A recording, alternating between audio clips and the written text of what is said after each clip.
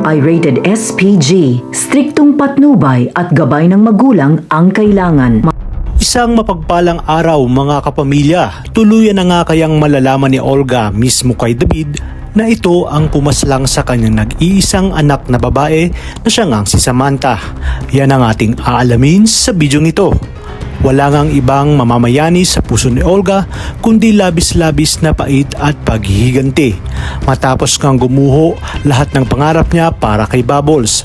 Kaya naman siya mismo ang susuplong sa mga kapulisan tungkol sa mga presong pumuslit at binanggit niya nga na naroon din si Jesus Nazareno de Magiba alias Tanggol. Kaya naman hindi pa man tuluyang gumagaling si Rigor ay agad itong nagpresenta na pumunta sa lugar na sinabi nga ni Olga. Lalo na nang nalaman niya na naroon pala si Tanggol. Sinabi ni Rigor kay Mando na malakas ang kanyang kutob na may kinalaman nga itong si Tanggol sa pagtakas ng mga preso kung saan kabilang nga ang mga kaibigan ni Tanggol. Hindi naman masabi-sabi ni Mando na si Tanggol ang siyang nakabaril kay Rigor dahil batid niyang hindi titigil si Rigor hanggat hindi nito napapaslang si Tanggol.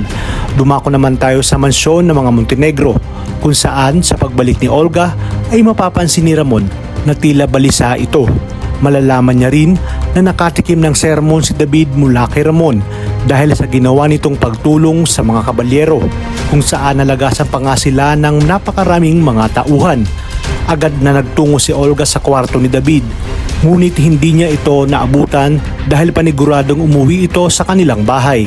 Hindi na nga siya nagpaligoy-ligoy pa at kinutuban na.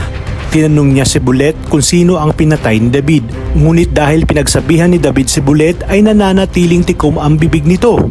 Walang ibang pamimilian si Olga kundi balikan si Tanggol at alamin kung sino ang may motibo sa pagpaslang sa kanyang anak na si Bubbles.